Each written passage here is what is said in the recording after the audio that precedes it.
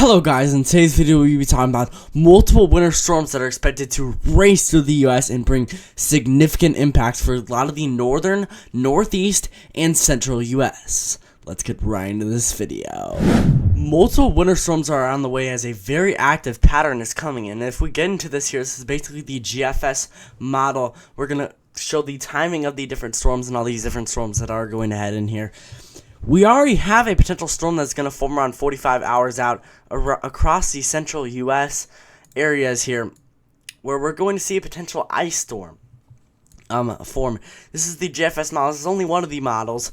We are still a little bit uncertain about the ice because some of the models are saying the ice will stay a little bit further south and some are saying a little further north. I think that the main area of ice is going to be across these areas that I just circled here, but we're definitely going to see a potential freezing rain ice storm potential. I don't think it's going to bring an insane amount of ice, but it's definitely going to bring ice. But I do think the highest ice potential will be around West Virginia and central Pennsylvania areas as this storm forms here. This is around 66 hours out on Thursday, February 6th here. This is going to form into a potential snowstorm across the Northeast as we could get a quick hit of snow across a lot of the Northeast, like New York, into New Hampshire and Vermont and Connecticut and Massachusetts areas, where we could see a little area of heavy snow start to head around Thursday, February 6th at 12 p.m. here. This will eventually head out of the regions after it does produce a lot of snow and some significant impacts. But we are not done, guys. We're going to see more storms forming. Around 120 hours out here, this is really, we're already into the uncertain range here. We could see more ice and more snow form across portions of the central U.S. and even more snow to the northeast, guys. For any snow lovers in the northeast, this is going to make you happy, as, you know, a lot of the models are showing that a ton of snow could head into a lot of the northeast areas here.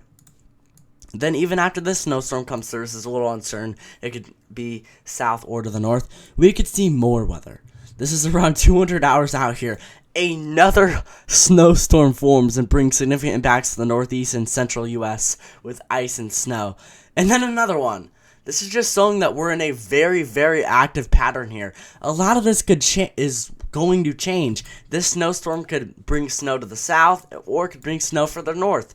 A lot of this stuff is going to change once we get closer to it, but this just shows that we're in a very, very active pattern heading into February here. Now, the GFS and the Euro ensembles are definitely hitting on this significant winter storm weather pattern into middle of February here, as this is just kind of a combination of the analysis with the ensembles here. It's not showing how much snow you're going to get for these areas.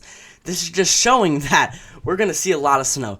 Look how much snow that shows for the Northeast. This is really, really rare for the Northeast, guys. They typically don't, we typically don't see this stuff on the ensembles. It typically shows like 2 inches of snow. This is showing a lot with multiple snowstorms to head in. This is just showing how much of an active pattern we are heading in across a lot of the central and eastern U.S., which is going to produce significant snowfall. Look at the Euro ensemble showing a ton of snow, especially for the Northeast. Guys, Northeast snow lovers are going to love this. Even if you're in the central U.S., you could see some snow too, and the northern U.S. from this. We are also going to see a lot of rain and a big snow event across a lot of California into Oregon and the western and northwest areas here, where we are going to see a big plume of rain with multiple atmospheric rivers heading into California, with a dumping of rain across Sacramento and the San Francisco areas, and an extreme snowfall event for the Sierra Nevada mountains, where dumping of snow. If you are in ski resorts, stay safe, especially as the commute where driving in the mountains are not going to be great there. I mean, look at this. We're going to see feet of snow, 4 to 5 feet of snow for portions of the mountains across Lake Tahoe, Mammoth, a lot of different areas across the Sierra Nevada mountains in California here. Now, this is not just going to bring snow. This is also going to bring a lot of rain, with potentially 2 to 3 inches of rain for portions of San Francisco from multiple events, and a lot of precipitation across central northern California and the southern Oregon areas here. We're seeing a huge wave of heat across a lot of the central and southern U.S. Currently across these areas 2 here, guys, where we're seeing 70-degree temperatures in Missouri, 80 degrees in Oklahoma, even almost 90-degree temperatures across portions of Texas here, as a significant wave of heat is coming in for a lot of the southern and central U.S. here.